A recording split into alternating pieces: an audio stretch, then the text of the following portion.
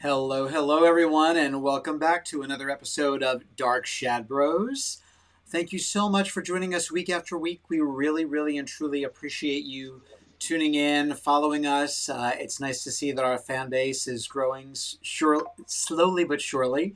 It's been a long week, and we've all been getting over that awful heat wave that hit the East Coast, which has finally dissipated. I was joking at our last episode we needed some of that rainy, stormy, cold, chilly Collinsport weather to cool things down. But we do appreciate you guys tuning in week after week. If you're catching this after the fact, it'll be on YouTube. You may very well now be watching it on YouTube. Please hit like and subscribe. It doesn't cost you anything, and it helps us out a lot in terms of growing our. There you go. Like and subscribe. Zooming around the screen like one of the not so great chroma key effects that would often happen on our favorite show. We'll talk about that more in a minute. But thank you for now. For those of you who don't know me, and there's no reason in this world why you should, my name is Peter Mack, not Victoria Winters. I have been a Dark Shadows fan ostensibly since I was 4 years old, but officially when I was 12, and I finally got the show, found it on MPI home video, and my mom and godmom and grandparents started buying me the tapes. I went to my first Dark Shadows festival in 1990. Started doing shows at the festivals, was lucky enough to become friends with several of the actors and to work with them down on through the years. Most notably Laura Parker, the late Laura Parker, who we love and miss very much. Marie Wallace, who's a very dear friend of ours. Donna Wandry, Nancy Barrett. It's been a lot of fun. I work primarily in the musical theater and cabaret world, doing the Great American Songbook, working as a tribute artist, most notably paying homage to the late, great Judy Garland. I've been doing that. I'm going into my 22nd year this November that I've been performing as Judy. Actually did Judy and Liza at some of the Dark Shadows festivals, managed to incorporate them in there. But enough about me. On to our next very special guest host and Dark Shad Bro, Mr. Michael Panzerato. Good evening, everybody. I'm so thrilled to be here, that you are all tuning in again. Um, I have also been a Dark Shadows fan since I was a little wee, I guess about 9 years old, maybe 10 years old, maybe eight even. But Dark Shadows is one of my two loves. The other is Lost in Space. I am an actor as well, and I do a lot of tribute work with as far as the great Jonathan Harris. So that's a wonderful thing there. Going to be a fun night, and I thank the boys both for having me. And I'd like to kind of intro our dear tech man and genius who puts up with my crap every week, Dr. DJ. Hello. So, wow, what a day. Not to get political, but because you mentioned Jonathan Harris, I will mention Mamala Harris. What we will all remember today, which is July 21st, and where we were at 1:46 p.m. So I don't care what side of the spectrum you sit on. I just think it's remarkable what our president did today.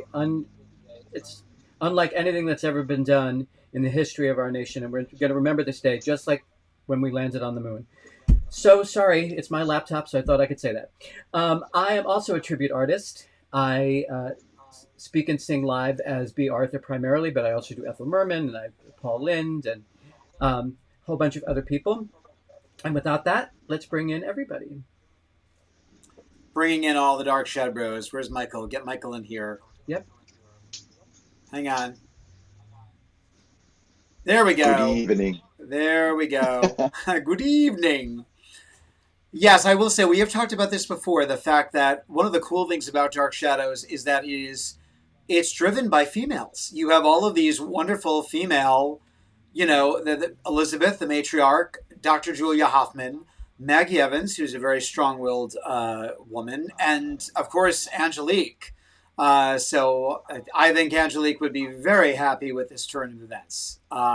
And yes, again, since it's my show, I get to say whatever I want. So whatever you believe out there, that's your thing. But this is my show, and but Wolfie agrees with me. We're with Mamala. Okay. Okay, enough of that. All right. Enough of that. Let's talk about something else controversial. How about House of Dark Shadows? Well, first of all, I mean, let me say this. As a Gen Xer, what a bizarre past week and a half this has been. I mean, I was not even an idea when Dark Shadows was on the air, but oh, there's our baby Nuggy. Say hi, Nuggy. Nuggy is hoping to audition for Joshua Collins in a reboot. Tell them why.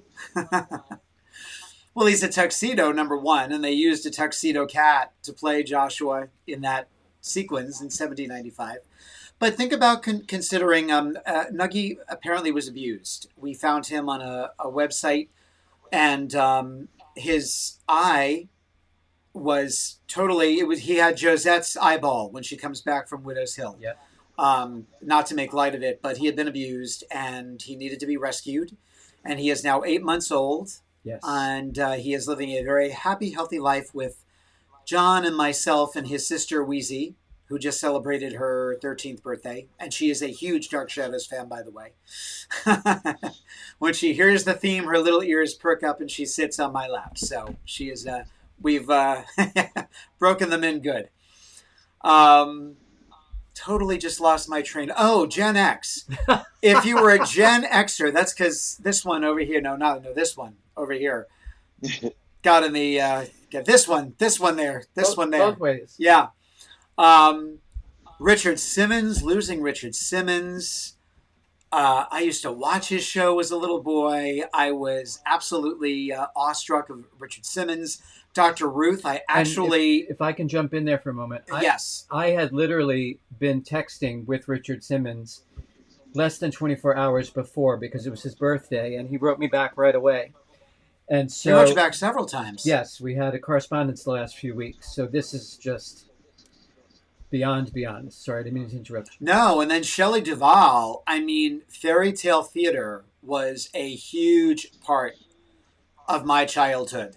My mom loved them. The whole family loved them. They were, if you've never seen the fairy tale theater series, it was wonderful because it was a takeoff on the Shirley Temple Storybook Hour. But they made it with a lot of double entendre so that not only the kids could enjoy it, but the parents could enjoy it as well.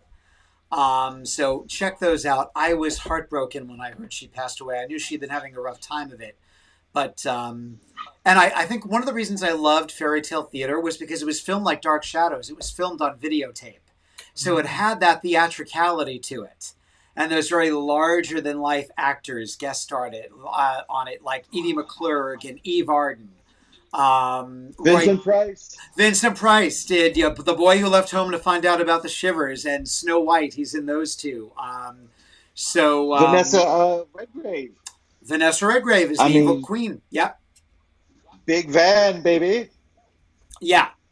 Yeah. It's too. I don't think any of the Dark Shadows actors were ever on it, but it certainly had that Dark Shadows quality to it because it was on videotape.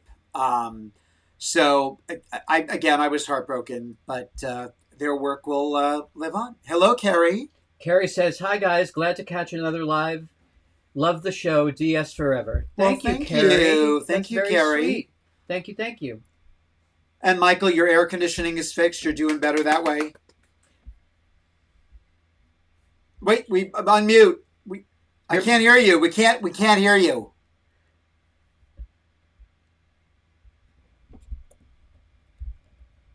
We've got... No, we don't hear you, babe. We can't hear you, Michael.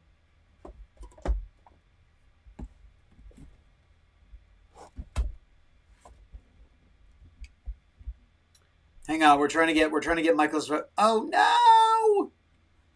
We'll get him back. Hi. Hello. It's a pleasure to be here. We're going to bring... Michael will be back. My husband works in the area. Yeah, we're working on it right now. This is better than cats. Yeah, now and forget about it. Anywho... it's inside joke night here on the show. Carrie, thank you for tuning in, and I hope some of our other regulars are tuning in. We get Michael back? Is he back? Hello. Can you hear me? Yes. We can hear you. Yes. Somebody rang. I'm doing it on my phone, and somebody rang me up. They disconnected me. Bumped you off.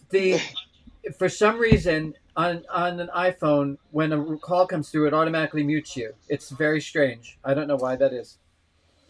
But I was So saying your Then AC is all fixed, right? You're all nice and cool now. oh my God, yes, and I'm fat and sassy for the love of having my hair back.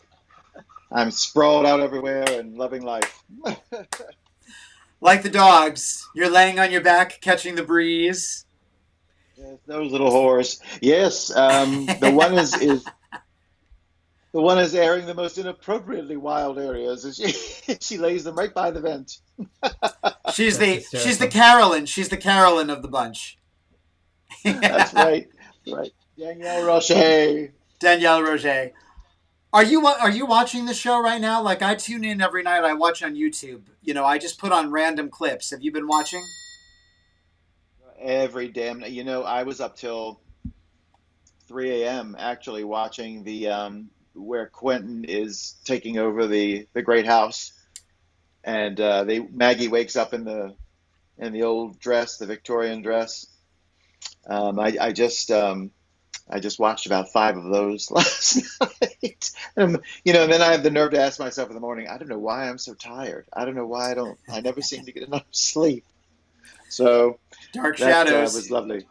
Yeah, I was That's watching exactly it. the episode where Stokes comes in to finally kind of get a feel for what's going on, and he realizes that David is hiding behind the secret door, and he has the big confrontation where finally David admits that Quentin is in the room. It's such a great scene, and Thayer plays it to the hilt, but he's so sweet and so Considered compassionate. of David. Yeah, Yeah. yeah, yeah. Mhm. It's And I like that exorcism. He's actually frightened. You actually get the sense that Professor Stokes is creeped out, which is not something we're used to, with him. yeah. And then I always fall back to those early Grayson episodes, like when she's sniffing. It's great. It's Dr. Hoffman, girl detective, when Right, she's sniffing right. out. You know, what is this Barnabas Collins guy? Yeah, with those gloves. There was more than a Freudian Uh, slip. right, right. Oh, Barnabas. Barnabas, No, yeah. please. Now, we tried doing this several weeks ago, and I will say we did a damn good episode. We did. All three of us really we gave it our all talking about tonight's subject. I don't know what YouTube's problem is because there are millions of clips up of House of Dark Shadows. Practically the whole movie is up in pieces. I don't want to throw anyone under the bus here, but we used a couple of clips for educational purposes, and somehow we got flagged, and John tried everything in his power to get it up, so to speak, and it just wouldn't work. So here we are tonight. We're not showing any clips.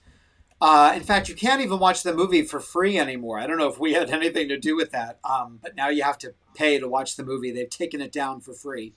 So we're going to delve in to the subject of House of Dark Shadows. And first of all, this had never been done before, ever. This where a soap opera had been turned into a major motion picture. You had Peyton Place, which was a book that became an incredibly best-selling uh, blockbuster hit movie, and then turned into a nighttime soap opera. I believe it was a nighttime soap opera. It spawned a sequel, which I don't know that Return to Peyton Place did as well. But this was a first, and the earliest rumblings of it are in 1968 when the cast, it was Grayson, Robert Rodin, Humbert Allen Estrado, Jonathan Frid, and Roger Davis and Don Briscoe were on the Ron Barry show. If you've never heard those interviews, listen to them. All of Jonathan's are up. They're not always quite crisp. Some of them are. There's one with Thayer David that's missing. I wish somebody would come across it. And the one with that big cast lineup was actually put onto one of the Dark Shadows albums. But as they get near the end, Roger Davis, and I bet they wanted to kill him for this, he lets the cat out of the bag that a Dark Shadows major motion picture is in the works. And at that point, it was called Dark Shadows the movie. Not a bad title. Until MGM decided they needed to be distinct from the television series and have it stand out a little bit. let me start off by saying this. I enjoy the movie. I take it for what it is, and I enjoy it for what it is. A very slick, fast-paced, one-shot vampire film. On its own, it does work that way. It doesn't mean that I think the film is perfect or that they could have done better with it. Um, but I do enjoy it for what it is. I think it's the cinematography is beautiful. Um, it's very fast paced, as I just mentioned previously. I think it certainly keeps you on the edge of your seat. So that's all the great stuff I think about the movie, and we'll delve into that more. Michael, why don't we get your thoughts on a positive note first? Let's go down that road. Yeah, I liked it too. I take it, thanks to you, as another like a sort of a variant, as the Marvel universe says, or the Marvel people say. It's a variant universe, but it's kind of interesting just to get the different look at Dark. It's kind of cool to say, okay, what if things hadn't gone the way they did, and accept it on that. I also love the fact that we can actually see these great actors uninhibited by live shooting act. In other words, they can do retakes. You see them much more relaxed, and it loosens them up to show how powerful they are as actors. And I'm thinking, as I'm saying this, mostly of Grayson Hall. Not I don't know why she always comes to mind, but she's really really good in this movie. I mean, she's great in the show, but she's Oh yeah. excellent in this. Well, actually, in both the movies, but in this movie, and it's nice to watch her not or and Jonathan Frid indeed have to look for a teleprompter just to be relaxed and play the piece, as they can, and that's one of my favorite things about the movie. And it's not without it. Let me point out, it's not without its bloopers. There are things that you have to look for. In the old house, you will see a light switch when Carolyn goes into the old house. I believe it's yeah. I think it's when she's walking down the hallway. You do see a light switch. There's another scene. It's when Stokes is going to confront Barnabas about being a vampire, and he's knocking on the old house door. If you look in the pane of glass, you can see all of the crew. Especially now that stuff has been restored and in 4K and all that, high def. I don't know that we have a 4K version of HODs yet, but when we watched it on YouTube, I was like, John, look, you can see the crew. I never noticed that before. You can see the crew in the pane of glass next to the front door to the old house. So it's not without its bloopers, which again is part of the charm of Dark Shadows. I was going to say, wouldn't be Dark Shadows. No, exactly, exactly. Yes, I think you're right. And it's funny. Grayson apparently was giving the cast both in HODs as well as in nods direction saying, remember, we're not doing a soap opera. You're going to be on a movie screen that's about 40 feet high. So you need to do everything with your eyes. You've got to stay still. I mean, she knew she was an Oscar nominated actress. She knew her stuff. And Laura said that. Catherine said that. She was very big on giving them that schooling of, remember, we're not doing the series. This is a movie and you've really got to reel it in. I love on the show when Grayson I mean, her theatricality was, Oh, I don't know that anybody, maybe other than Thayer, was more grander than Grayson was. And we get a little of it in House of Dark Shadows. yeah, she. Well, though I'm always my first love are typically grand actors. I love grand theater. Me too. Tallulah Bankhead, Grayson Hall, Clifton Webb, Jonathan Harris was very flamboyant. I love. There's something very attractive about that to me. But yeah, she was a master. I mean, she held sway on both the series and this movie. And you know what? It's interesting to me in the movie. One of the scenes I love is when Stokes calls her out. There's some really good acting between the two of them happening Great right there. scene. You Great know, scene. so that's another thing I love about the movie. Yeah. And Grayson. Yeah. And he really is the Van Helsing. He's totally the Van Helsing of the movie. It's not that he's not likable, but right out the gate in that first scene when Jonathan Barnabas comes into the house in the gallery, you can see that Stokes is kind of looking. Stokes and Carolyn are not totally Yeah. sold on this cousin from England bit. Also interesting is that Jonathan. I wonder if they went back and watched um, some of those early episodes. Interestingly enough, in the Dark Shadows Companion, they mentioned that when they first talked about doing a movie, someone said, "Oh, can't we just take the soap opera and string it together and tag on an ending?" Apparently, this had been done with Doctor Who in England, where they took a bunch of episodes together and made a movie out of it. But they said you can't because I guess Doctor Who was it film? I don't know, but It wasn't obviously, live, I know that. yeah. So Dark Shadows being on videotape, they just said it would not work. And Curtis didn't want to do that anyway. I mean, they did this for $750,000. That was his budget, which in 1970 is a lot of money, I guess.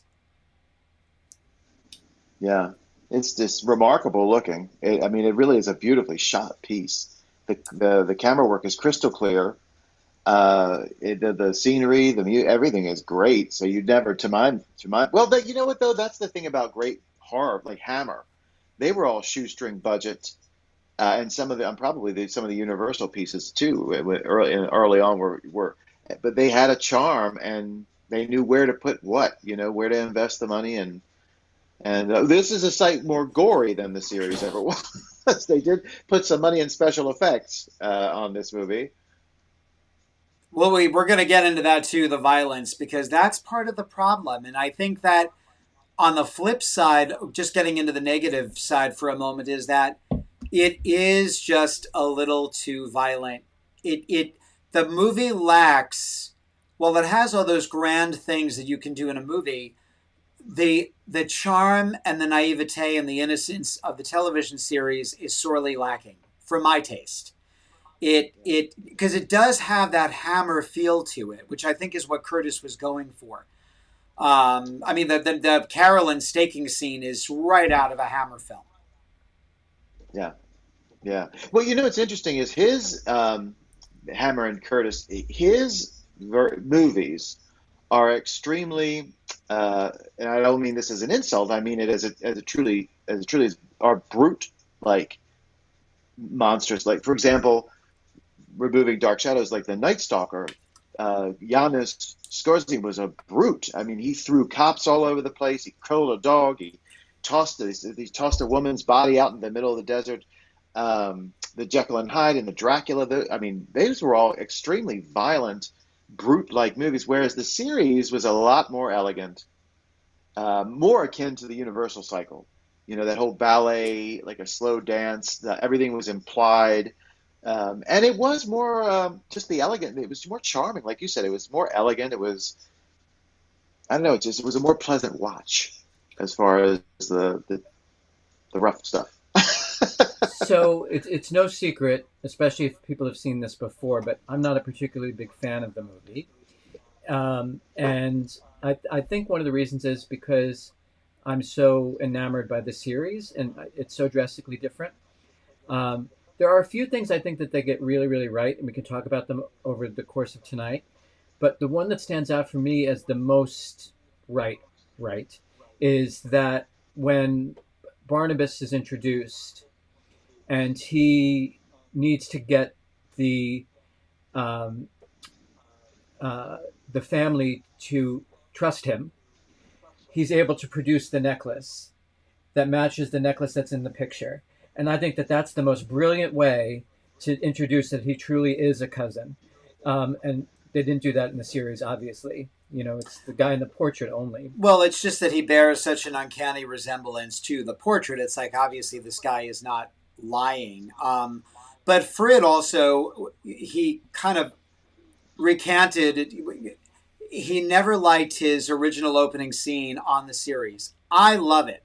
We talked about this. We love that. Yeah, Just the all fact of us love it. that when he comes in and finally turns around and you see him side by side with the portrait, tell her that it's Barnabas Collins and he raises his head, this kind of Roman profile and very triumphantly. And I said this, it's like, Yep. Dad, you son of a bitch, you locked me up, now I'm back. And Frid actually didn't like that. He said, it's so wrong. I should be horrified and terrified and embarrassed that the portrait is even there.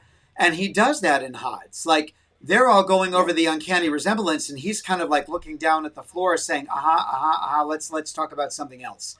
He's very, Right. very nervous in that scene, you But know. it's because of Stokes. That's really the reason he's nervous. Well, yeah, I just came back from England. Where did you live there? Cadogan You know, Square. yeah. Do you know Yeah. the Bromwells? They live at 33. Yeah, it's all very. That's when Carolyn and Stokes seem to be like, you know, he's being very. He, she's affixed to the ring, I remember. Carolyn keeps staring at the ring. Yes, exactly. They go right. You know, there's her face like right next to the ring. They do Right. There's elapses something about off the. You know, he uses the necklace in 1897, though, doesn't he? To the angry old broad they lock up in the room. to Edith. Grandmama. Yes, to Grandmama. Yeah. Yes, a necklace that belonged Yeah. to Naomi Collins. That's right. That's right. Yeah. But you're right. He does take he brilliantly says he does whips the necklace. Excuse me, while I whip this out. Right when they start on the portrait, he takes the attention right to the necklace. You know, let's not talk about me anymore. Let's talk about this. Yeah, yeah. Now, again, it's. I know for Jonathan, I don't know how aware he was, and the impression I get was that he was not aware. At just how violent some of this movie was going to look, particularly the scenes he was not in. He was not there to see Carolyn getting staked, and that's, like I said, right out of Hammer. I actually love the moment when Stokes gets out of the police car, and he's got like the medical bag, and they zoom in on the medical bag, like like they're prepping you. It's a great. It's Curtis was great that way. And Frid also credited the cinematographer for House of Dark Shadows. He said, he had a really good cinematographer because Curtis really didn't know how to make a major motion picture. He had never done one before. And even Joan would look at the call sheets and say, he's never going to get to this. Why am I even here? There's no way he's going to get this many shots done. It's impossible. Because once you lose your light, that's it. That's pretty wild. The shots are great. The Peter Vincent bag when he focuses on the vampire killing kit. Yeah, I want to know where those crosses come from. They're all uniform, shiny silver crosses. Did you get them at the same store? What happened with all those? That's a great. That's one of the greatest lines that. Oh my gosh, his name. I don't know why it's slipping my. Jason McGuire. That Dennis Dennis Patrick. The little crosses will keep them safe. That's a great line to Nicholas Blair or somebody. He says Stokes, just Stokes. to Stokes, yeah, and he says in an interview, it was at a convention. He said, "I had two of the greatest lines in movie history. The first one was silver bullets. They'll kill him all right, but you have to aim directly at the heart. And the second one was, don't worry, sir. The men know the little wooden crosses will protect them." God love him. Yeah, oh, he was Mm-mm. great. He was great. But in terms of the violence, that's the reason I don't like it. And part of it Yeah. is the fact, and I've talked about this before, but I'll mention it again. The choice of the red that they use in the color of the blood, to me, is so. I don't like blood, but to me, it's just such a peculiar choice. It's so. It's candy apple red. No, it's not. It's like worse than that. So.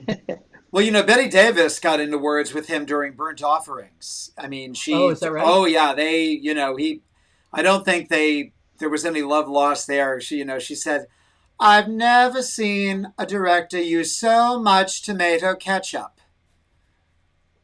Oh, shameless plug. We're going to be announcing this shortly, but we have two of Dan Curtis's actual from his office full Oh, yeah. sheets, and we are going to be parting with them. So we'll post more information about this later. But One of them is the We have his Night of Dark Shadows poster that hung in his office. There's I actually an yep interview with Laura in his office where the poster in is front of behind it. her. And then there were several versions of the Burnt Offerings movie poster, and we got those at the estate auction. They had one of the conventions after he passed away. That was also in his office. So if there are any hardcore fans out there and you're interested, let us know. We have Yep. they're beautiful. They're And beautiful. they're gorgeously framed under glass. I mean, beautiful, beautiful, giant, chunky black. Anyway, we'll post more about that. I didn't mean to. But Davis agreed with you. I mean, she was like, I think she said something like he should invest in Heinz ketchup. She was funny. She's I she's love Betty great. Davis for that. She's great.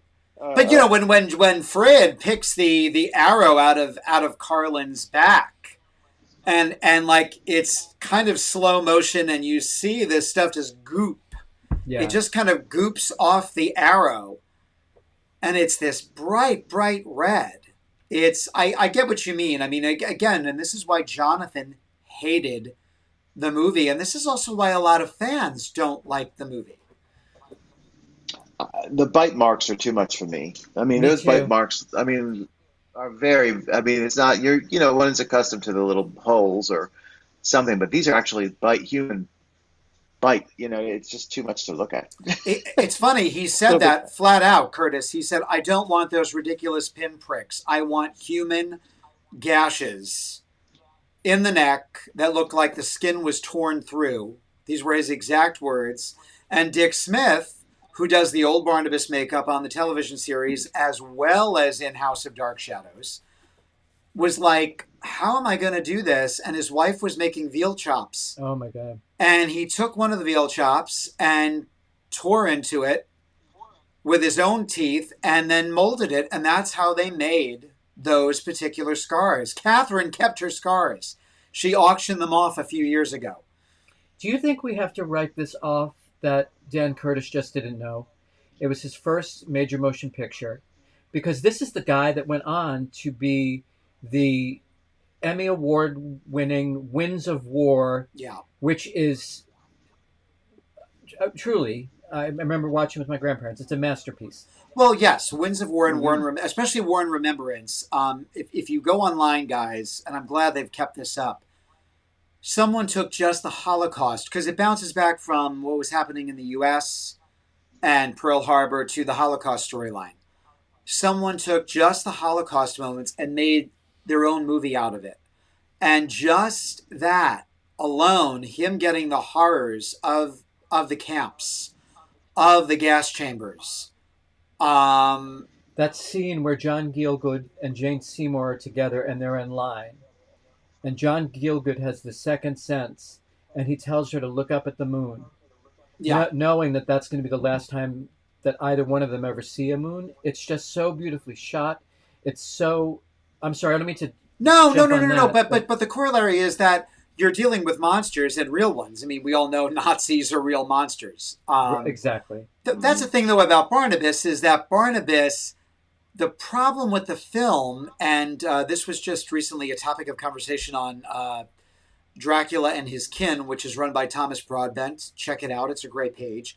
But he brought up the movie, and I was going back and forth with a couple of guys on there about it. In that he negated everything that Jonathan and the writers had worked so hard for with giving Barnabas layers. There are glimmers of it, but not a lot. I think Sam Hall and Gordon Russell tried so hard to get that sympathetic Barnabas in there as much as they could, but he wanted that marauding Count Dracula that he had envisioned for the television series. And Frid says in his archive of television interview, the movie was the only time Dan ever won out over me, and he said I hated the movie, and he also went on to say, and Dan didn't like me. He just did not. Again, I think he always resented Frid because of the direction he took Barnabas in, and because it worked. I think it really pissed him off, and I feel like Hodds was his way at getting back at Frid.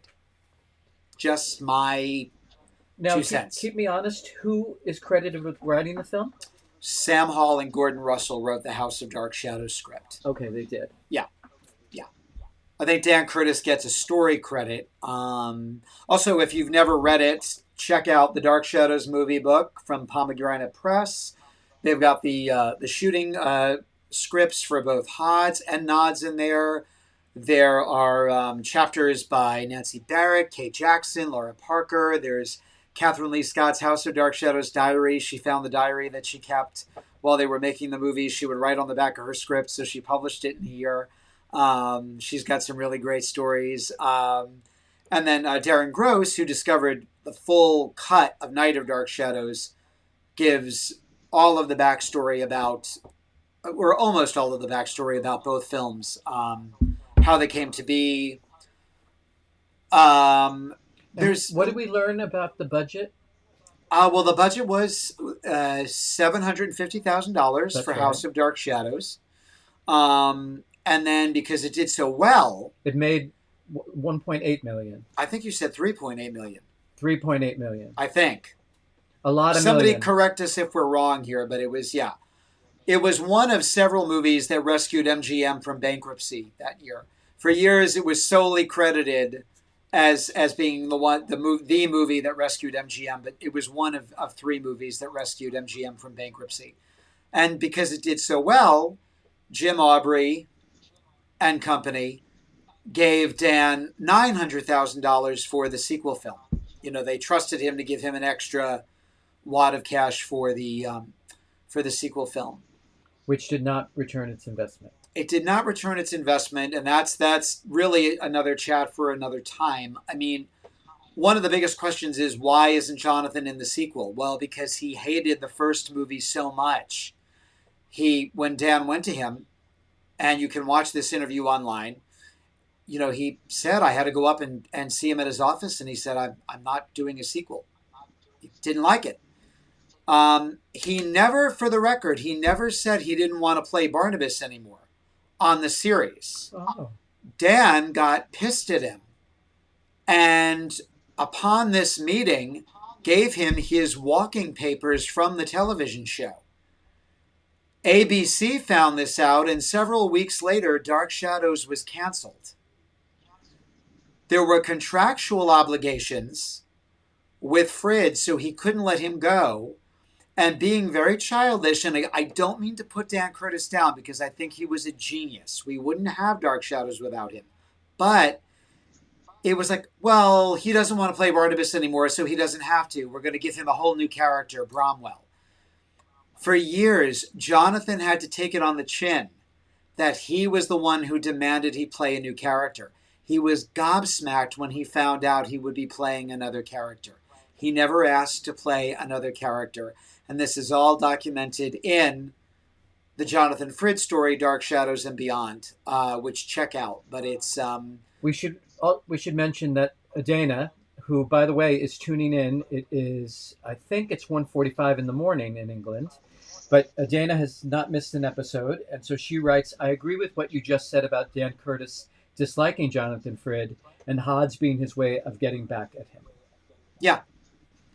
Yeah, well, they just had the Remembrance Weekend, and now the whole thing is up to watch on YouTube through the Jonathan Frid documentary. They taped all of the, or almost all of the memorials and testimonials that were given, and as well as the Centennial Day celebration for Frid. I just can't watch it yet.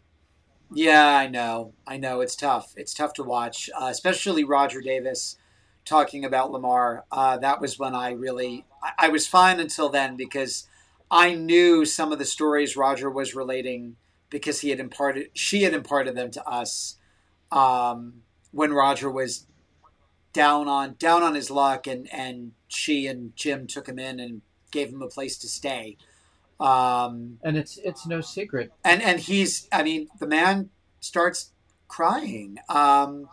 But he tells some wonderful story. The thing is with Frid, just bringing it back to Hodds, when they got to that final moment, you know, where Barnabas is not even staked, he's shish kebabbed. I mean, yeah. He's not even staked, he's shish kebabbed. You know, and of course they only somewhere near Collinsport, Maine, would they find an abandoned monastery that has a cannonball machine in it and arrow torpedoes That are loaded. that are loaded, all over the place. Certainly was creative. I'll give Curtis that. But he said to Davis, he pulled me aside and he said, I want you to take that stake and drive it as hard as you possibly can into his back. And he's like, Dan, what do you, but I don't want, no, I want you to really let him have it. And it was like he wanted to kill him off for the series. Even after he saved the series, he wanted to kill him off. This is documented by Malcolm Marmorstein. He was going to kill him off. And ABC was like, the only reason you have a show is because of Barnabas Collins. So, Malcolm had to play mediator and kind of like get in between there and do some mending. But he was determined and he got what he wanted. But he also shot himself in the foot because Frid hated the violence so much. He said it was one sledgehammer moment after the next. Those were Frid's words. He's like, it's just one sledgehammer moment after the next. Let me ask this question. Do you think he went into it thinking this was a one-shot deal and there would not be a sequel? Because Michael mentioned this the last time we talked about this. He kills everybody off. How do you revisit this from a Collins family core story perspective? Everybody's dead. Okay, so let's talk about the fact that, yes, on the show, people die and they come back 2 weeks later. Sure. And someone is like, oh my God, you look just like so-and-so. And it's, oh yeah, no, not that person. I don't know if Jeff that's Locke. right. Yes. Quit calling me Peter Bradford. I'm not Peter Bradford. Right. Quit calling me Jeff Clark. I'm Ned Stewart. Boom, boom, boom. Yeah. But that's my question too. It's like he kills off Carolyn. Why couldn't they just kill off Daphne, the secretary? They do, but what they should have made her the vampire. Oh yeah. Yeah. Because in the series, the only reason he bites Carolyn is because she happens to be in the wrong place at the wrong time. Yeah. So that he can regain his youth. But killing everybody off, this fan on the Dracula board brought this up, and he's like, well, what would have been the point of redoing the television series? I'm going to say something a famous actress once said about rebooting a very famous, popular television show. When it says in the press release, and Dan Curtis actually used this verbiage, this is nothing like the series. This is nothing like the series. Why and how is this a selling point? Right. How and why is this a sell? Oh, yes, the thing that everybody loves and they flock to week after week. That why and how is this a selling point that it's not like the television series? Right. I don't get it. And talk about how it impacted the ratings briefly, because parents took the kids to see it and were like, whoa, this is what you're doing after school every day? It did impact things. Right. So that's that. Yeah, that's it too. I mean, it made MGM a lot of money, but the ratings sank because of the violence. The parents were put off by that, and yeah, we see the bat fly up. You've got to stay through to the end of the credits, which was an indication that I'll be back. But I think going down that Hammer rabbit hole of we'll just keep bringing Barnabas back through satanic, and we were talking about this earlier, satanic or demonic rituals. I don't think Frid would have been on board with that at all. Mm-mm. He would have had to keep making him more sinister and more sadistic. Do you agree? Oh yes, and he made it pretty clear he didn't want to play the vampire. And then it would have devolved completely into the monster. And that was always the charm of one of the charming things about the show was that these guys were monsters or whatever, but that was sort of secondary to what they had going on. It was the love lost or the unrequited love or whatever. That seemed to be what was really interesting. The fact that they happened to be 200, 300 years old was part of it, but that was the lesser kind of thing. And who would have, first of all, who would have been left? He would have drained the whole town, and then he'd have to leave Collinwood, and then where would he go? And that kind of gets boring. So deep dive Starling villainy gets dull. Yeah. And he was smart, and I mean, even the movie, like we said, even in an hour or two and a half, it gets dull. Like when you said about the when he pulls the damn thing out of Willie, and when he's got it going into him, blood shooting everywhere. It's almost vulgar.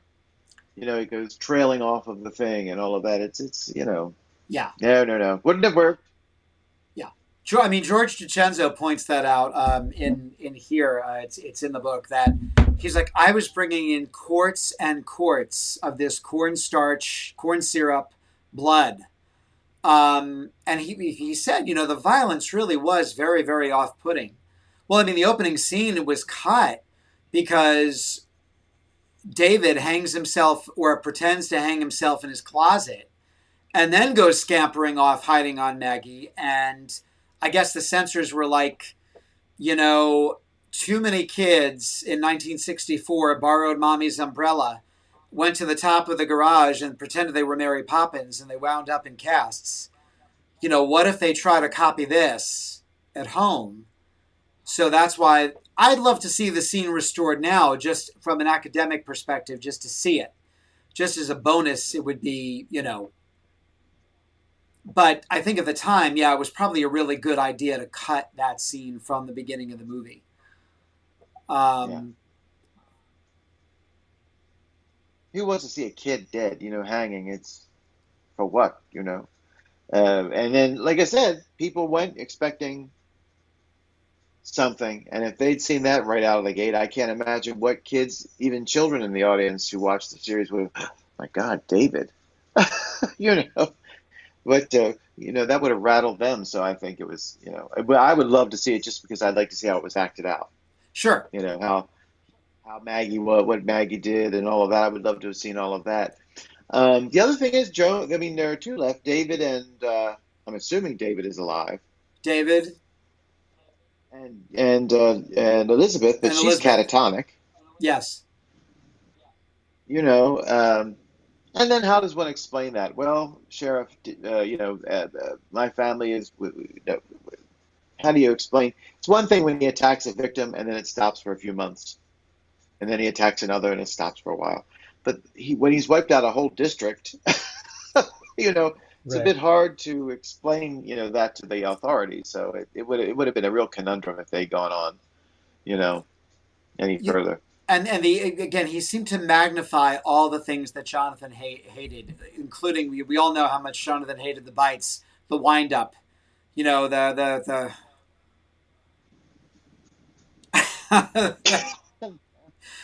Jonathan joked they could have called the cops on me by the time I got to her neck. They could have had me arrested. And that scene in Carolyn's bedroom, which starts out beautifully, he comes in. It's pornographic. He swallows the lens. Yeah. Out of Well, he looked rough too. He wasn't looking his best. Well, What what was the idea behind that shot? I mean, did he ever say, was it just meant to be scarier, I think he or was trying. I think it was. Yeah, I think both. I think that. I think he was trying to piss off Frid. I truly believe that. yeah, Just my opinion, yeah. but like And Len. Barnabas was rough in the beginning of the series. We've talked about that. Barnabas was rough.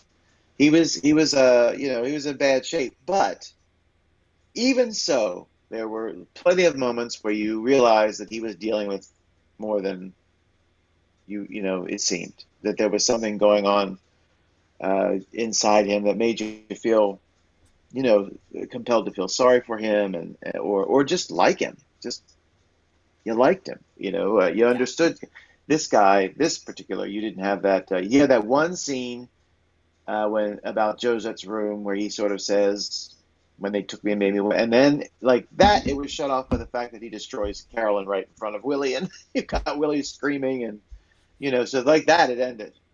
So yar.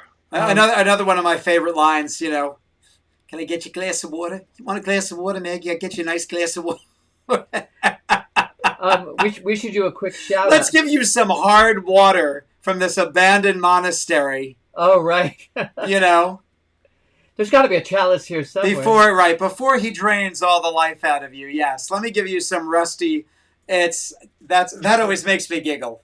And he's the hero, by the way. Willie is the hero of House of Dark Shadows. He's totally the hero. Marie Wallace is watching.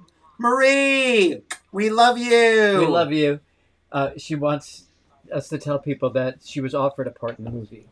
Marie was supposed to be in the film, and if you read the Marilyn Ross movie tie-in, the only tie-in they did, direct tie-in. She said her character's name was supposed to be Nancy. Nancy Hodiak, I believe, was the character's name. And she was going to be the second victim. She has a portrait commissioned by Jeff Clark. Oh. For her husband's birthday. She goes to pick it up, and as she's leaving, Barnabas pursues her the same way he did Daphne and kills her. She was doing a soap opera at the time. She thinks she has the side somewhere. Oh my God, we would love to see that sometime, Marie, please. Marie actually reenacted the scene at a convention a few years ago. Wow. She got on stage with Jim Pearson, and she reenacted what was supposed to be her scene in the movie. So that's kind of cool. It might even be on YouTube. Oh my God, Marie, what soap opera were you doing? You were doing Somerset? Yes. It was Somerset. And when she was doing this TV series, she got an offer to do a commercial. I think during the Megan Todd era. And she went to Dan Curtis and she said, I would need a couple of days off. And he said, well, but we can't rearrange a soap opera schedule for you to do some commercial. That's not how it works. Okay, so she didn't do the commercial. She goes on to do Somerset, and he's like, oh, we'd like you to be in the movie. And she's like, well, but I'm doing a new soap opera, Dan, and I can't do it those days. Well, we're doing a major motion picture here. We can't rearrange a major motion so that you can do some soap opera. That was his. That's why the scene was cut. Marie also had a friend who was cast in the movie. Her friend Barbara played Mrs. Johnston.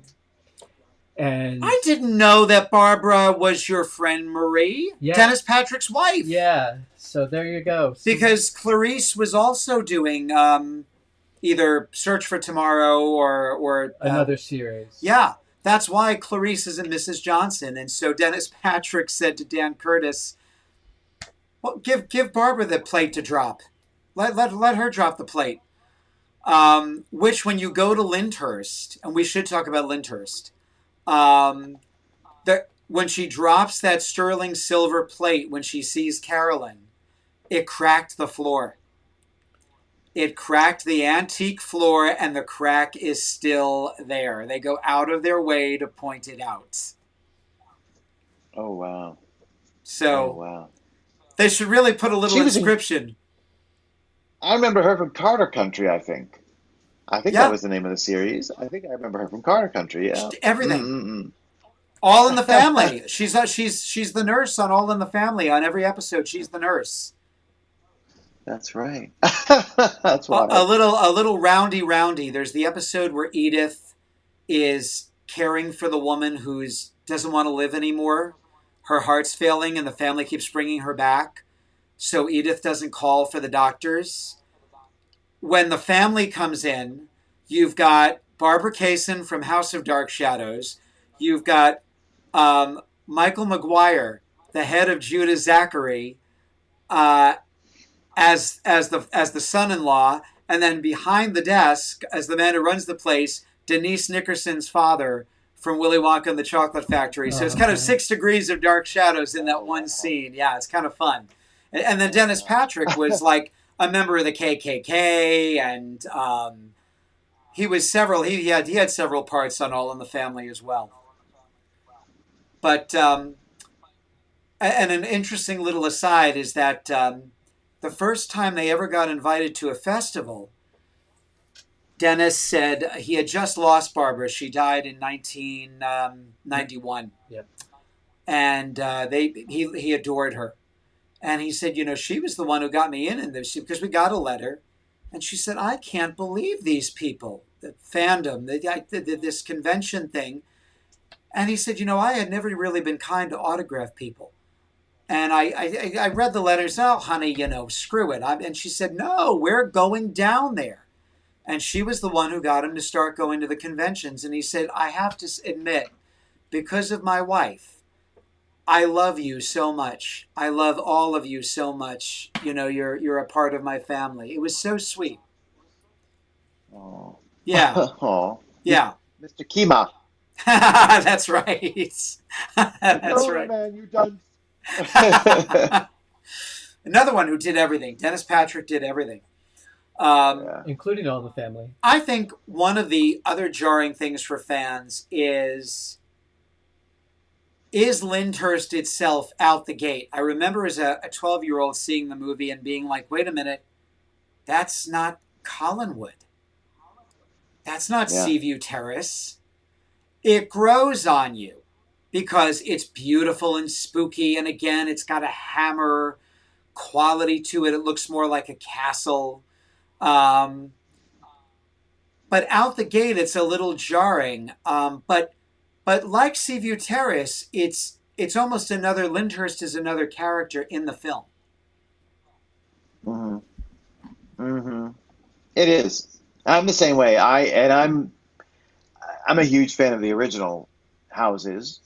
But no, they are very much characters, and it does pull its weight. It does pretty good.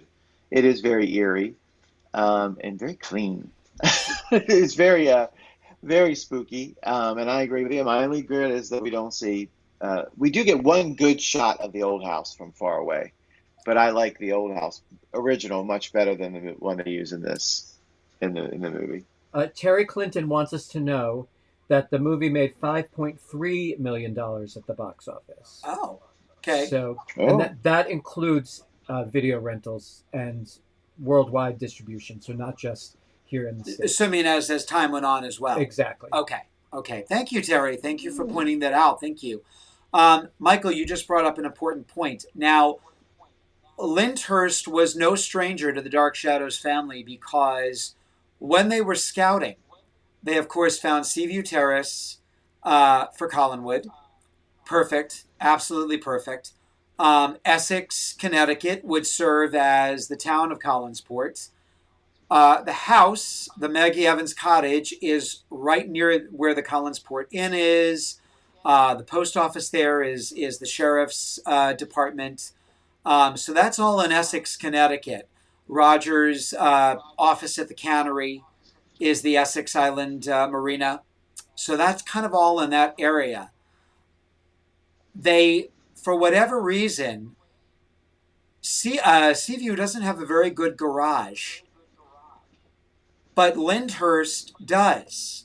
So when Roger goes in the car, where David has played with the, let me see if I get it right, someone's been tampering with the bleeder valve of Roger's master brake cylinder. That's it. That's the line. The tongue twister that every cast member had to say. He's looking out the window from Seaview Terrace, but the road that Louis Edmonds is driving on and the garage is the garage and stables of Lyndhurst. That's also Matthew Morgan's cottage, right off to the side. The entrance to the stables is Matthew Morgan's cottage. What happened was Dan Curtis went for a smoke break while they were setting up the lights, and he went into the woods. And there he stumbles upon this decrepit, decaying old house with this big portico and all of these columns. And he races back to the stables and says, as soon as we're done here, you got to get down the hill with me. I found another location. We have to film it. And they all were like, what are we using this for? He said, I don't know, but it's got to be part of the story. And that's how the old house was born. It was not part of the original story trajectory. Oh my God, I can't even imagine. Yeah, I almost prefer the old house over all of them. it's my favorite too. It's my favorite too. And it was still standing in 1968 when Roger Davis leaked the news about the movie.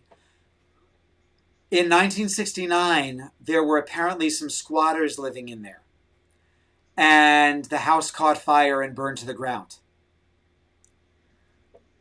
It's I don't think apocryphal to say, had the house still been standing, it would have been so easy for them because they would have had the old house right on the property of Lyndhurst.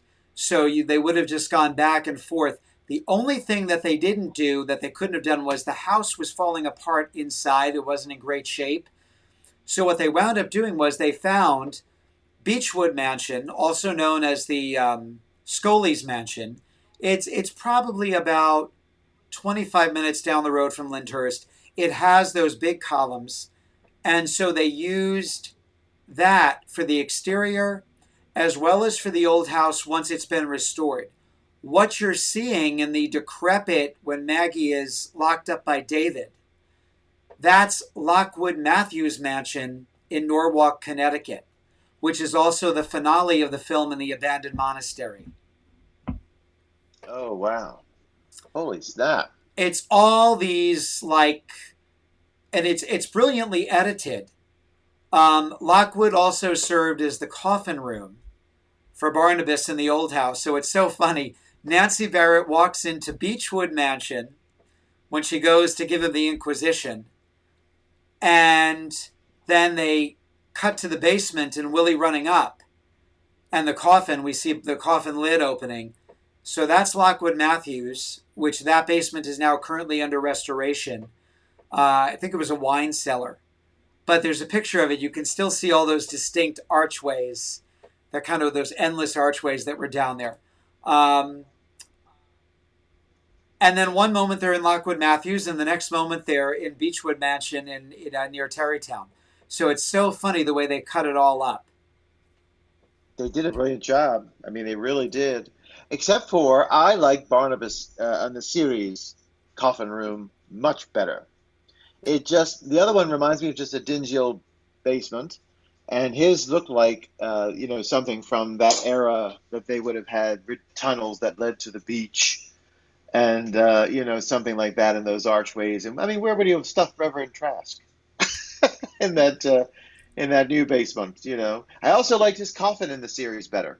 Much better. Peter always says that. Much better. Although someone recently said in looking at it in high def on their TV, they're like, have you ever looked at the lid of that coffin and thought, wow, it kind of looks like a Hershey bar? I I never thought of that. I used to have a little Dracula figurine. I had all the Universal monsters. They were like Star Wars, man. And my father had a Me bracelet too. box that I used to use for the coffin because it had that when you opened it up. So, This is going to be controversial, but we've had two different people, Kim Lynn and Adana from England, who have both said, "What do you think?" And they both said it separately. What about having had somebody else play Barnabas, like a Jack Palance type? Okay, so let's go down that rabbit hole. Um, what was the sequel? Okay, it's never been confirmed, but some of the elder fans imparted to me. These people would now be in their 60s and 70s. I came into fandom when I was 12. Um, but that they said that Grayson gave an interview for her fanzine. I believe it was run by Robert Finocchio. Um, and this would have been in 1972 or 73. Whereupon she said the proposal was the Barnabas Josette Angelique storyline. So it was going to be a really not a sequel, but more of a prequel. And it was going to be set in the past, the Barnabas Josette Angelique storyline. That is what they had proposed. I would have loved to have seen that. storyline on the big screen. I think it would have been beautiful. Um, I'm assuming that rather than Jeremiah, it would have been Quentin. So they would have brought Selby because they did want to use David Selby. I'm assuming that Daphne would have just been Daphne. Would there have been a prologue, perhaps where the governess is sent back to the past? Um, so now Daphne is the one being scrutinized by Reverend Trask rather than Vicky. And I'm wondering if he was going to go to Catherine Lee Scott because she had moved to Europe and say, "Look, I need you for the prequel." But it's never been confirmed or denied if that was supposed to be. No one has ever been able to locate that fanzine, but allegedly this was what Grayson said it was supposed to be. I like that idea. What about you, Michael? I do. You can hear me, right? Yes. Okay. I do like it. I think it would have been grand to see that costumery, and I think it would have been great to see the sets. Somebody mentioned recasting Barnabas. I'm assuming for that, is that what they meant, recasting him for the I think second? I can't even imagine. I mean, this is now we are now three Barnabases in, but I can't imagine him being alive and young, and having a different guy in the role. This is a That would have Dana's been hard to comment, swallow. but I think the reason it's a very long comment, but let me kind of just distill it down. I think what she's saying is that would have kept Jonathan Frid whole with the TV version, and then let this go in another direction with somebody who could handle the gore. But arguably, Jonathan Frid was the draw to see the movie. He was such a the popular. only Yeah. person I think, and I've said this before, and people have disagreed with me, and that's okay. If they wanted an insurance policy, and because he was Shakespearean, he went on to do a very successful theater show as Oscar Wilde. Oh, he would have been great. I think Uh, Vincent Price was the only one that could have done it, where they would have still known they would have had an insurance policy in terms of the Vincent Price fan base coming in. yeah. Because I can't see Christopher Lee doing it. I couldn't see Christopher Lee doing it. No. He was too. His Dracula was too rough. Like, and I always say Christopher Lee had a very powerful. When they give off. Everybody gives off a certain feeling with a certain kind, and his vampire was always very strong, very powerful, very fierce, not sort of sensitive or forlorn. And I agree that Vincent Price would have been a great draw for audiences everywhere. To put another guy in out of the blue, I don't know. That would have been taking it because like as you say, Frid was the draw. Yeah. Um, Hammer, in fact, lost money a couple times when Peter Cushing's wife was dying or something was going on, and they would have, for example, the Fives movie. I don't many people don't know, but Peter Cushing was supposed to have played the Joe Cotton role, Oh. but Helen Cushing was dying and he couldn't do it, and that would have really upped the ante because a lot of people who like horror films might not necessarily know who Joseph Cotton was, but they would have Peter Cushing. Sure. So I think that everybody kind of knows Vincent Price. I think that would have been great, but other than him, too risky. Yeah, at that point, it would have been a gamble. It really would have Yeah. been a gamble. And again, Night of Dark Shadows, and I know Darren Gross has said that a lot of the violent scenes were actually cut. So I guess we'll see them in the restored version whenever that happens. But it's still, to me, it's a much more psychological thriller movie than it is. It's not the House of Dark Shadows Bloodfest. You know what I mean? You talking Night of Dark Shadows? Yeah. Yeah. Oh, it's a whole it's a whole different. It is very psychologically eerie. It's more eerie than violent and jump scare. It's less jump scare than the other one. It's Bless you. very eerie. Thank you. Salute. Salute. It's We true. just had this conversation, and it just celebrated its anniversary 2 days ago. The premiere of Frank Langella's Dracula, which you and I both love. And again, that's a very scary, atmospheric film. But Langella was very much of the same vein, so to speak, as Frid. He never wore fangs. He refused to wear fangs. He refused to wear contact lenses. When we see him bite Lucy, Kate Nelligan, it's erotic. It's just he presses his lips against her, and they're in the throes of making love. And I think if they could have gone and said, all right, we're going to do this kind of a thing with it, that might have appealed more to Frid than what they Mm-hmm. did. Again, yeah, there are some violent, scary moments in Frank Langella's Dracula, but it's more atmospheric. Yeah, yeah. Only when necessary, Yeah, and then not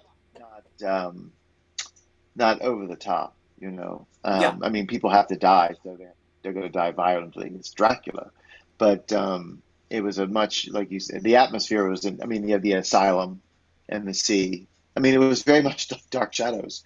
You had this grand old place by the sea. The abbey was like the old house, fog and disheveled and a wreck. And they, like as you say, they're both very similar actors, very serious theater, not horror film geared type of guys. They played a romantic lead basically. They played a tragic romantic lead. Well, and that's it. I mean, it's gothic, and I was listening to Lamar, one of her interviews, where she said, there's horror and there's terror, and she said, I know the first movie was very bloody, and her problem with, and she would watch all the vampire series that would come out. She was fascinated by True Blood, and the vampires, That's what she would always say. the vampires. Their accent. But the vampires. she said, I just think you don't need to show all of that blood and gore. And she was projecting this Yeah, onto a new Dark Shadows series. It's like, our show worked, and we didn't see any of that. It was suggestive. yeah. So if you're going to do Hmm. Dark Shadows again, why don't you take what our original blueprint and go with that? Right. I agree. What is it? Hitchcock and Jonathan Frid used to say, "Let the audience's mind do it. Let them do the work. Suggest and let their mind do it. What goes on in their head is going to be way worse than anything you can put in front of them." And that's so true. That I is love so. Look at Jaws. the first time that Tom Jennings bites Julia. I mean, aside from Grayson screaming, which always makes me giggle, but she's tired and she's in the lab of the old house in the basement, and you know he emerges from the shadows doing his Elvis lip curl, and you don't see anything. She goes, I know what you are. I know, yeah. And you hear the beakers falling and the lights go out, and then she's sitting perfectly upright on the floor, Yeah, scarf. Scott. You know, she She just kind look. of. You're waiting to hear her. You're waiting to hear her say, "Let me put this out." Okay. Let's put this out first. Go ahead. Absolutely. That is a great scene. Everything with her was great, though. In Yeah. that, I mean, she was. Well, one of the scariest things scare me now that I missed as a kid with Dark Shadows. As a kid, I guess I took for granted that it was old, and I was so into Barnabas that I didn't find things scary. But now there are things that are like there's a early on scene with David, and those scenes with anybody in Barnabas in the earlier scenes, you never knew who he was going to kill. So the scene where he gets locked into the old house and the wolves are howling, and Barnabas says, "You've been crying." You know, you don't know what direction that's going to go in. As a little boy, that went over my head because, oh, it's Barnabas, and I was staring at the cane or something else, but rather than what was going on. But now as an adult, I'm like, that's he might kill this kid. He could have, or any of them really. So you don't need to. There was no. I mean, there was absolutely no blood in the earlier seasons, and it was horrific that Willie was bitten on the wrist, and that to me meant that he was so hungry that was the first thing he could grab. Totally, you totally. And know, also the other night I saw where they and a lot of this stuff was edited for some reason out of some of the early MPI tapes. It's Joe telling Maggie and Burke about his friend's uncle who has a farm, and one of the calves went missing, and they found it clear on the other side of town, and they're like, it was drained of its blood, but there was no evidence except for two tiny pinpricks in its neck. And this is for really for another time, but it was also like, it was kind of smart of Barnabas, I think, to go, well, if I start going down to the docks the way I did originally, someone is going to remember that there was a precedent for this once upon a time. So rather than, I mean, a couple of women are kind of sort of attacked, but he's basically going after the barnyard animals, which in of itself is kind of gross and scary. But when you just hear about it, but it puts you off. That job Willie has to do is that he's going and getting these animals, bringing them back to the old house for Barnabas to feed on, and then throwing them off to the side of the road. That was horrible as a little kid because you put that together. Oh, wait. Because he says, you know what you have to do and go. I think is one of the things. You know what you have to do, go. Yep. And as a little boy putting that together, you didn't see it. Nowadays, you'd see it. He'd be holding a lamb or something in his mouth or something horrible. Mutilated. Yeah.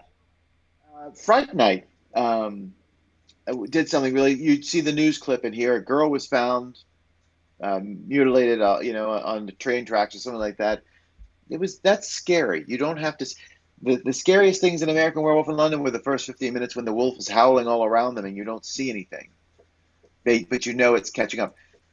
Your mind does so much more than they can do. And that's what Lamar was pointing out. It's the terror versus horror. Horror is the guts being wrenched out and all like that. But terror is when the governess hears a noise and wakes up and hears a scratching at the door. And again, you're going, oh my God, what is it? That's the better bet. Her book, Wolf Moon, Wolf the Moon Rising. last when the girl has lost her powers and Quentin has become a werewolf and he's chasing her through the woods and her coyotes are fighting to keep her alive and she finally makes it to Collingwood while at the same time Barnabas is trying to head the wolf off because he knows he can't beat the wolf, but he's their only chance and they're hiding in the damn ballroom and she talks about the wolf circling the ballroom and all that. That's terrifying. You don't see a damn thing. You're just listening to her speak.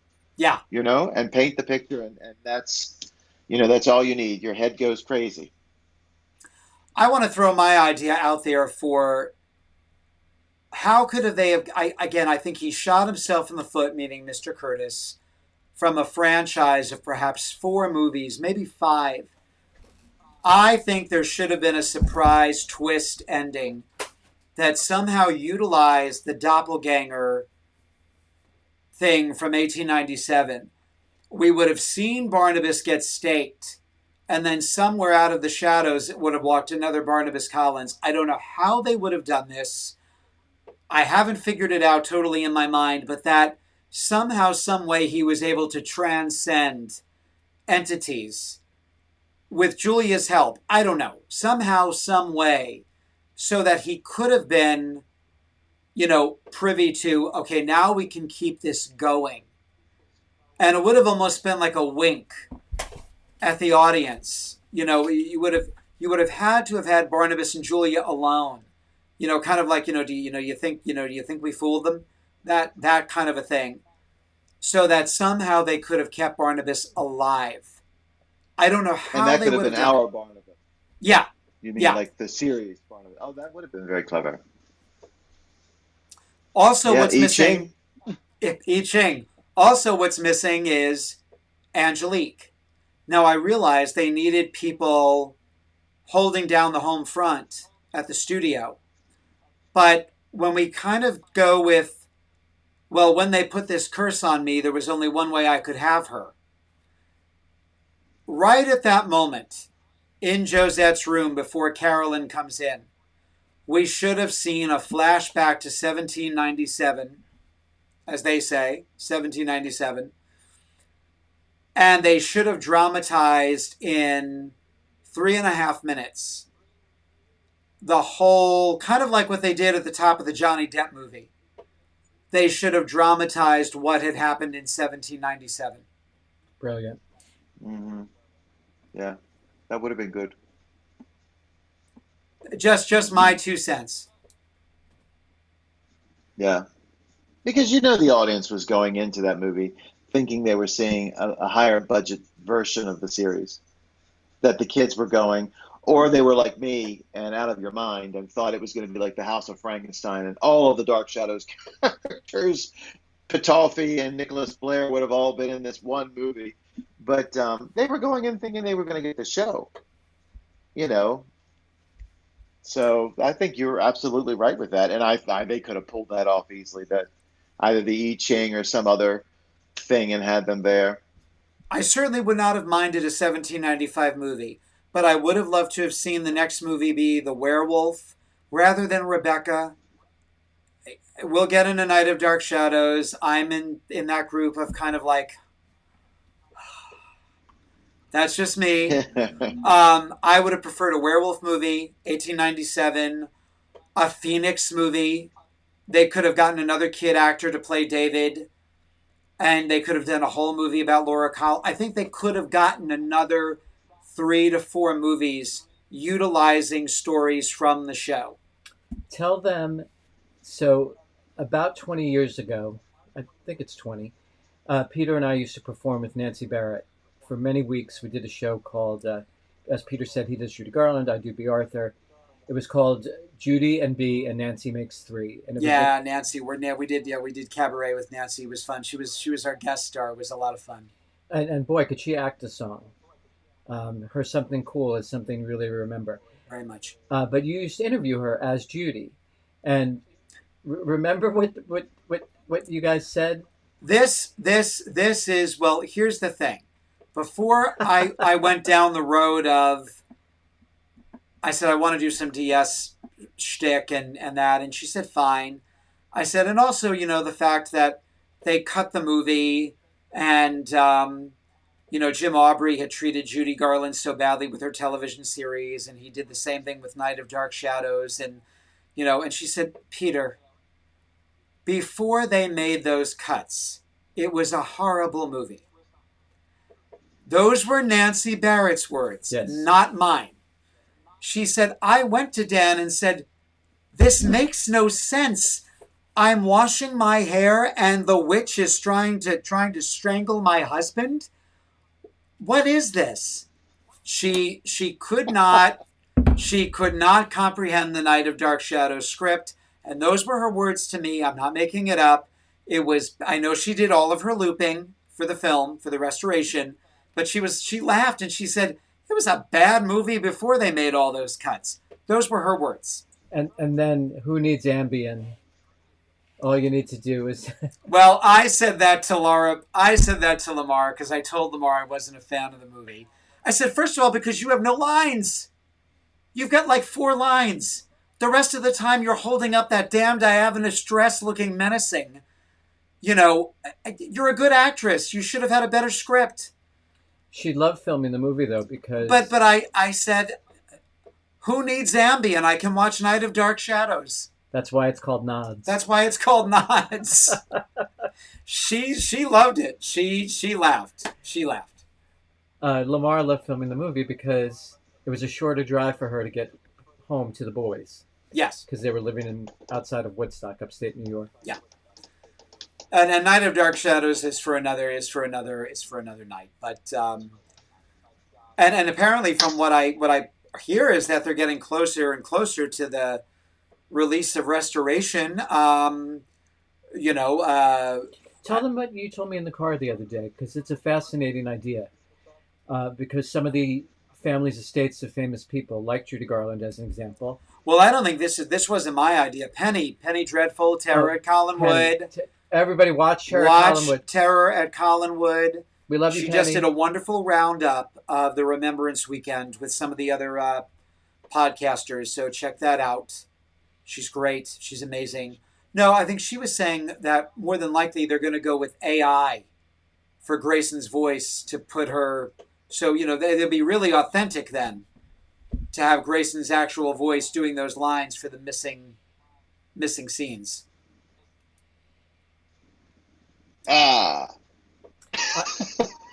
I work with AI a little Why? bit.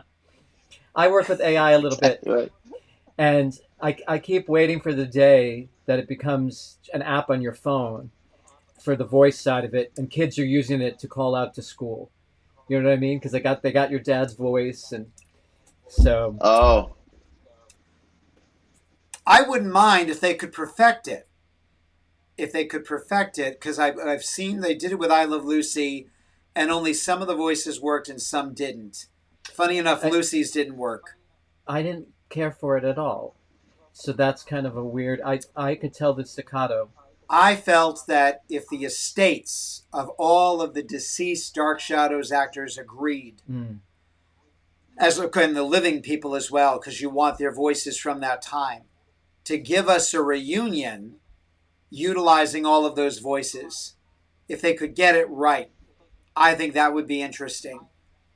Having Thayer and Grayson and Don Briscoe and all of that, they could do that. That's an audio that I would love to listen to. Uh, Peter Yeah. Peter Furman, I think is the last name. Okay. He wants to know if we've seen the Frank Langella film and if we thought that that was the style of Dracula they should have gone for. If we've seen the Frank Langella Dracula movie, Yes. oh yeah, Michael and I are big fans of the Frank Langella movie. Funny enough, Mm-hmm. Langella, the first time he played Dracula was either spring or summer of 1967 in summer stock, the same year that Jonathan took over Barnabas. Wow. And Frid was approached to replace Langella on Broadway and turned them down. That's crazy. And he said, and I think Jonathan was misled, he said, oh no, it's a send-up, it's a spoof. Any interview that I have ever read, I don't know about Raul Julia or David Dukes or any of the other them, but Frank Langella refused to do a Bela Lugosi imitation, to play it comically. He detested the green lights they put on the stage. He went to one of the techies and said, what's with all the green lights? And the techie said, this is Dracula. Horror, right? And Langella said, no, this is Dracula. Romance. So he had the same idea that Jonathan had. So I saw the stage play, and do you remember? Was it American Movie Classics or Turner Movies? There was a TV host named Bob Dorian. Oh yeah, I saw him Oh, play. yeah. I saw him play Dracula, that's right. and it was such a subtle performance because he was such an everyday guy, a next door neighbor even. But when he would go in for the unbelievably human and seductive, those are the two words I would use.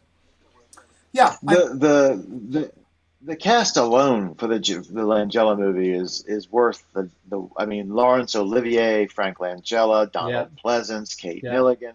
I mean that cast alone is worth. The score is amazing. It's John Williams.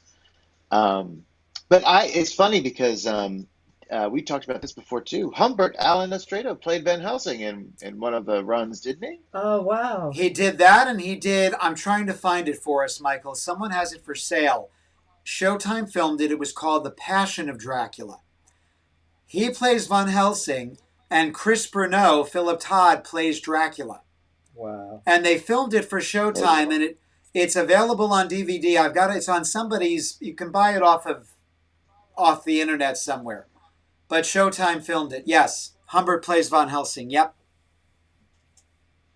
They had an interesting side story in a Fright Night thing where Peter Vincent, as we all know who is Peter Cushing and Vincent Price, played by the brilliant Roddy McDowall, was to be involved in some sort of experimental theater where they were hypnotized into believing that they were actually in a small town and they were actually Van Helsing and all of that.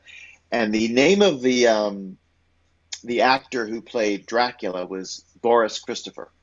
So it was Peter Vincent and Boris Christopher. And I always thought to myself, if they were going to do this seriously as a sort of a movie, because then it goes crazy because Evil Ed shows up and all.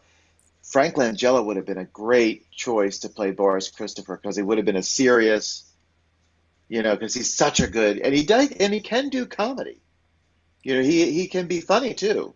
So Very I thought funny. that would have been, and he was at the time, Roddy McDowall was still alive, and Langella was at a good age that he could have done it. I thought, oh, that was such an opportunity missed. He could have played that part so well. Yep.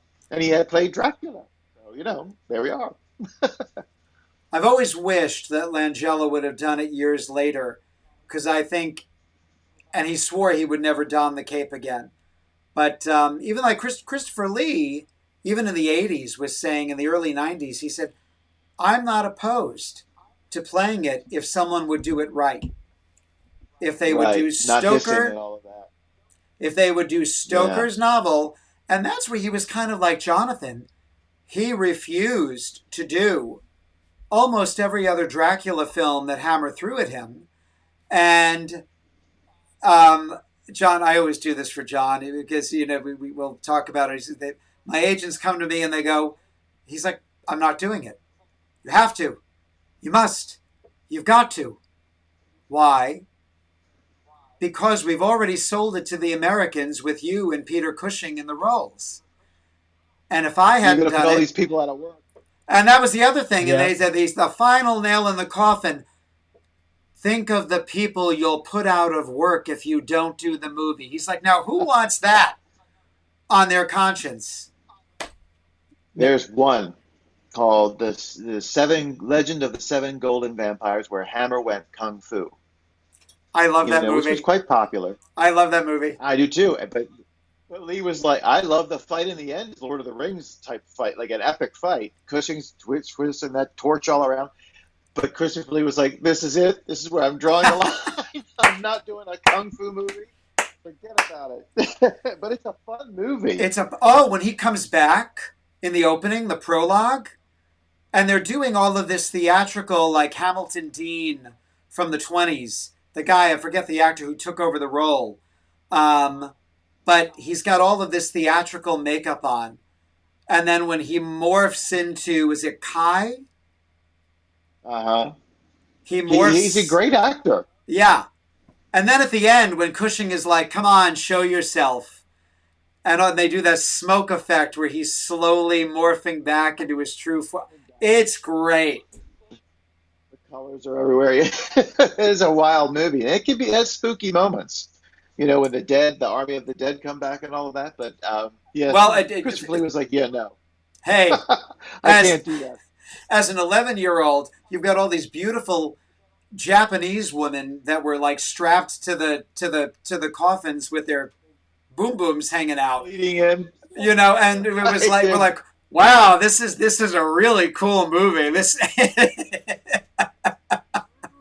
yeah. Hello, nurse. Yeah. Cushing was great. I mean, and he was another one. He liked to end those movies in what he called a whacking good fight scene. And they had that fight. They had a brief fight, and but Lee would not do it. But he was off doing things like The Wicker Man, seriously scary stuff. Yeah. So I mean, I don't blame him for his choice, but it was sad not seeing him. What did Roger Davis say the other day in his eulogy for Lamar? He said he wasn't even sure how he got into the movie. All of a sudden, Todd Jennings, I'm in the movie. Well, no, he was always meant to be in the movie. Oh, That's one of the funny things in the movie too, guys. If you've never noticed this, he's Don Briscoe is Todd Blake at the funeral, at Carolyn's funeral, and then during the credits, he's Todd Jennings. one of those other great DS moments. Todd Blake and Todd Jennings. Who knows? We joke on the And series. how scary was Nancy Barrett? As tiny as she is, she's a little tiny thing, and as a vampire, she is like when she goes after David, that whole scene is very scary. and it's so opposite her as a human being. I've never seen her angry. But also what I love about that part, see, that's the opposite of Barnabas, Michael. When she gets Todd in the mausoleum, which, again, guys, if you're watching, The Collins family mausoleum is in Sleepy Hollow Cemetery in the hill right above Washington Irving's grave. It's a holding a crypt where they would store bodies in the wintertime. Um, John Carlin opens the gates, and then when they cut to the other side, To be clear, they would store the bodies there because they couldn't break the ground. right, it The was yeah, ground. Yeah. during the wintertime. So he opens the gates in Sleepy Hollow. Now you're on the staircase, and he's going down the basement steps at Lockwood Matthews Mansion. That's where the Oh, Collins wow. mausoleum is. Got it. So it's all of these quick cuts. What did you ask me? They Oh, we're did a talking about, brilliant freaking job. but when she gets Todd and she goes in for and there's all of this slurping and sucking, Ugh. but it's seductive. It's more erotic than what they had Jonathan do. Do you know what I mean, Michael? Oh. It's And head more. and head bobbing. Let's be honest. There's a good Oh. deal of suggestive of head bobbing. So I mean, it absolutely is bingo. The brake lights are flashing. Yeah,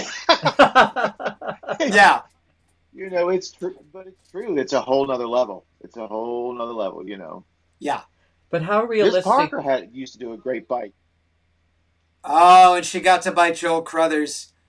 I asked her Bites were this great. on stage when we did Mrs. Scrooge during the Q&As. I said, "You got to kiss David Selby and you got to bite Joel Crothers." And she was like, "I know, kid, eat your heart out." I actually just found pictures from that Q&A. And with Joel, she had a huge crush on Joel. A huge crush. Even though she was married, she was flirting. And Grayson walked over to her and said, "Honey, forget it. You're wasting your time." Him in those white pants. We'll talk about 1795 one night, probably over several nights. But yes, Joel and those I was going to say those one gabardine. night. Oh my God, yeah, we got to do a couple of weeks of 1795. But in the end, I mean, Yeah. it's an enjoyable film. I think it had potential to be so much more than what it was. Do you think that ending was planned exactly as the way it was played in the movie? Oh yeah, the bat coming out of him. Interesting. Oh yeah, he was going for a sequel. Interesting. Curtis preordained. It's in this book, the Dark Shadows movie book, available from Pomegranate Press. You have the first edition in your hand. Yeah. He said, "I'm telling you, I know this movie is going to make a fortune." And he was right. Again, I'm not putting Dan Curtis down. I just think that he wasn't good at compromise. I mean, even people that worked with him on the NBC series said he was not good at compromising with people or with studios. He wanted it his way or the highway. Well, Barbara Steele and he got into it, I think, didn't they, during the making of the movie? And she was like a loyal companion, like Julia. She was his Julia, But she walked So, off. She walked off the yeah. NBC show one day. She said, "That's it. I'm out of here." And apparently the crew applauded her. More Yeah. mist. More mist. And while we're on that subject, guys, if none of you have ever seen the short-lived 1991 Dark Shadows, It's a must see. you got to binge watch it. We do it 2 or 3 times a year. We're going to be talking about it on this podcast. But the pilot, the first 2 episodes, he literally rips off House of Dark Shadows camera angle by camera angle. I mean, almost to the letter, it's House of Dark Shadows. And one of the scenes that I went Yeah. back and watched is when Joe finds Daphne after Barnabas has done her in. And it's pretty cheesy. She's laying there in a nightgown with all of this corn syrup. Like, it's just drizzled on her face and on her dress. And it's just kind of like, I don't know. Yeah. I love the revival. I love the opening for the fact that it resembles the movie so much, but the movie done really well in the sense that Barnabas, Barnabas isn't going to end up, that kind of a guy. But so it's almost that they redeemed that mistake by that. But yeah, it is ripped shot for shot and sound for sound, and it's a duplicate. And then the music, in which that's another interesting point, was that Robert Cobert wanted to create an entirely new score for House of Dark Shadows, and Dan said, "No, the fans like what they know." And as a matter of fact, because he had scored Jekyll and Hyde, a lot of the sound cues you hear in House of Dark Shadows are direct sound cues from Jekyll and Hyde with Jack Palance. And because they had to be edited, watch the movie, they're sometimes slightly off. They're not quite, they don't either start, I believe, or end where they're supposed to, because they were direct cues from Jekyll and Hyde. So they could save a little bit of money. They take in the show, in the revival, Darkness at Collinwood, I think is the name of that they played it all the time in the old. Well, they varied that in the series in some really great ways. Like when Sarah dies or when something sad was happening, it was that, but much. And then when he bites Abigail, dun, dun, dun, they really did some really cool stuff with that in the revival, I thought. It's one of the things that's jarring to me, too, about the sequel is that, and I love Joanna's theme, also known as the love theme from Night of Dark Shadows. It's one of the most beautiful pieces of music. But it doesn't suck you in the way that theme sucks you in. And the other thing that is egregiously missing from both films, but particularly House of Dark Shadows, is where are the waves crashing against the rocks? Where's Widow's Hill? We don't see any of that. And Jonathan was quick to point out, we forget that Dark Shadows is a story of the sea. Yeah, I agree. It is painfully missing. So I miss. That's where they get their money. I mean, Yeah. Yeah. Mm-hmm. Indeed. I miss that. But as far as my final thoughts go, it's as a one-shot vampire flick. I'll give it 4.5 stars. I'll give it 4.5 stars, and certainly we'll give it half. We won't go all the way up. We'll just go about. We'll go about here. We'll go about here. A half Wolfie. A half Wolfie, or a little more than a half of a Wolfie. A 4 out of 5. Is that what you said? I'd say a 4 out of 5. 4 out of 5. Yeah, I'd say give 4 it a out watch. of 5. Don't go in expecting what you say. That's not my Barnabas. Don't go in expecting Barnabas. Go something you give it a whole fresh look, and you'll have a little fun. But it ain't the series. No, absolutely not. And again, we've got a proposed sequel series in the works. Mark B. Perry is working his hiney off apparently to get it picked up. I would still love to see a reboot of the original series. That came up with Penny when we all talked together. We'll go down that road another time.